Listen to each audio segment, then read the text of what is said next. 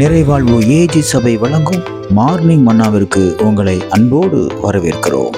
கர்த்தருடைய பரிசுத்த நாமம் மகிமைப்படுவதாக. இந்த நாளில் உங்களை சந்திப்பதிலே மிகுந்த சந்தோஷம்.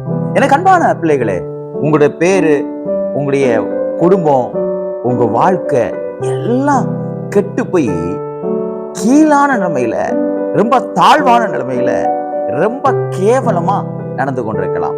ஆனால் இன்றைக்கு கர்த்தர் உங்களோடு பேசுகிற வார்த்தை என்ன தெரியுமா? வாசிக்கிறேன் பாருங்கள். யோசுவாவின் புஸ்தகம் 4ஆம் அதிகாரம் 14வது வசனம் இப்படியாக சொல்கிறது, கர்த்தர் யோசுவாவை சகல இஸ்ரவேலின் கண்களுக்கு முன்பாக மேன்மைப்படுத்தினார். இன்னைக்கு கர்த்தர் உங்களை மேன்மைப்படுத்துகிற நாள். எனக்கு அன்பான திருப்பிள்ளைகளே, சகல இஸ்ரவேல் ஜனங்களுக்கு முன்பாகவும் இந்த யோசுவாவை மேன்மைப்படுத்துறதுக்கு காரணம் என்ன அப்படின்னு பாத்தீங்கன்னா, மோசே மரித்த பின்பு யோசுவா கையில அந்த பொறுப்பு வந்த உடனே அதை நிறைய பேரால ஏத்துக்க முடியல.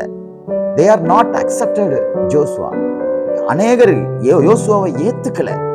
ஏன்னா இவன் நம்ம கூட வேலை பார்த்தவன், நம்ம கூட இருந்தவன், நம்ம கூட எல்லா இடுபிடி வேலையெல்லாம் செஞ்சுட்டு இருந்தவன், இன்னைக்கு நமக்கு அதிகாரியா மாறுறான்னு சொல்லி எல்லாருக்குள்ளேயும் இந்த ஈகோ ப்ராப்ளம் யோசுவாவை ஏத்துக்கவே இல்லை. அவனை பார்க்கும் போதே ஒரு மேட்டுமையான கண்களோடு பார்த்தாங்க.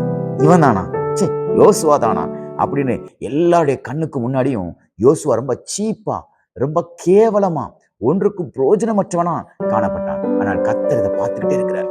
கர்த்தர் இதை பார்த்துட்டு இருக்கிறார். பார்த்துருக்கீங்களா?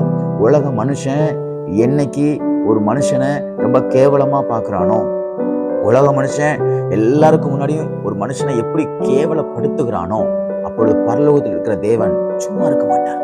ஏன்னா நம்ம அவருடைய இமேஜா இருக்கிறோம், அவருடைய வடிவமா இருக்கிறோம்.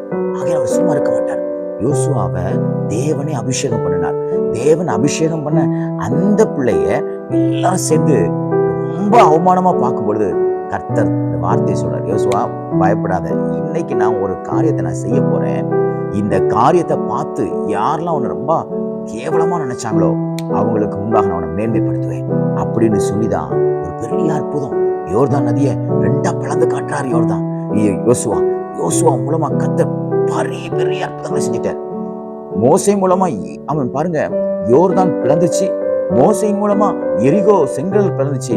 அதே போல யோசுவாவுக்கும் யோசுவா சொன்ன மாத்திரத்துல சொன்ன மாதிரியே பிளந்த உடனே எல்லா ஜனங்களுக்கும் பயம் உண்டாயிடுச்சு. அன்னைக்குதான் இந்த யோசுவாவை எல்லாம் மதிக்க ஆரம்பிச்சாங்க. மோசேயோட இந்த தேவன் இந்த யோசுவாவோடு இருக்கிறாரு. இவருக்கு விரோதமா நம்ம பேசினா பூமி நமக்கு விரோதமா பிளந்துரும் அப்படின்னு சொல்லி யோசுவாவுக்கு பயந்தாருங்க. கர்த்தர் அன்னைக்கு யோசுவாவோட பேரை கர்த்தர் மேன்மைப்படுத்தினார். எனக்கு அன்பான பிள்ளைகளே, எங்கெல்லாம் உங்க பேரு ரொம்ப கெட்டு போய் ஒன்றுக்கும் பிரோஜனமா நம்ம இருக்கோம், இன்னைக்கு கர்த்தர் அந்த இடத்துல உங்க பேரை மேன்மைப்படுத்துவார். உங்க குடும்பத்துல மேன்மைப்படுத்துவார், நீங்க வேலை பார்க்குற இடத்துல மேன்மைப்படுத்துவார், நீங்க படிக்கிற இடத்துல மேன்மைப்படுத்துவார். இந்த நாள் உங்களை கர்த்தர் மேன்மைப்படுத்துகிற நாளாய், கர்த்தர் உங்களை பேர் புகழாக வைக்கிற நாளாக தேவன் மாற்றி கொடுப்பாராங்க. God bless you.